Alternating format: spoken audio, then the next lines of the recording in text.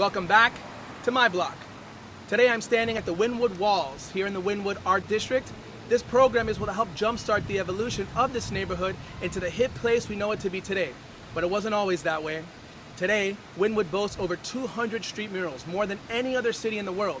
And unlike other places where street art is illegal, here it's embraced. Wynwood, originally known as Wynwood Park, is an old inner-city neighborhood of Miami surrounded by Edgewater, Midtown, the Design District, Overtown, and the Omni area. It has a rich history dating back to the early 1900s. Originally purchased as farmland, the area quickly grew into a working-class neighborhood and attracted many commercial residents as well. The Miami boom of the 1920s brought big companies like Coca-Cola, who built a bottling plant in the area, and large American bakeries to the area as well. During this time, Wynwood also grew into one of the country's largest garment districts. After World War II, Wynwood became more industrialized and other parts of Miami became more suburban, causing a mass exodus of middle-class residents, which changed the neighborhood dramatically. Mid-century Wynwood was characterized by a notable influx of Puerto Rican immigrants, nicknamed Little San Juan. Puerto Rican restaurants lined the streets, and churches, schools, hospitals, and parks took on the names of Puerto Rican activists, politicians, and intellectuals. Over the next decade, Wynwood would diversify and integrate Dominican, Haitian, Colombian, and Cuban inhabitants. By the late 1970s, the Wynwood neighborhood was considered lower middle class. Unemployment was 55% and drug trafficking was rampant. Wynwood was considered a springboard community for new immigrants. The goal for working class immigrants was to improve their economic standing so they can leave the neighborhood as quickly as possible.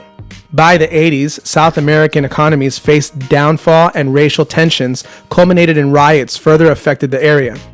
After a federal judge cleared 6 officers in the 1988 murder of convicted drug dealer Leonardo Mercado, riots broke out in Wynwood, causing damage to businesses.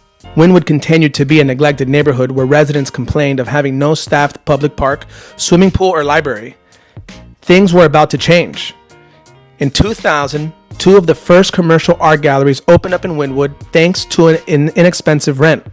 And by the mid-2000s, real estate developer and art aficionado Tony Goldman, known for revamping South Beach and Manhattan's Soho district, began buying up many abandoned warehouses in the area.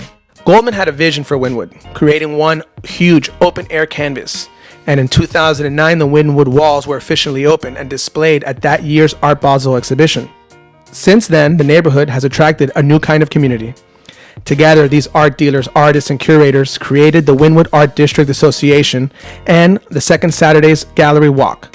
The Second Saturday monthly art walks greatly contributed to putting Wynwood on the map for tourists and locals as a place to see and be seen. Did you know of the history in Wynwood? What's your favorite street mural? Who's your favorite artist? Let me know in my comments below.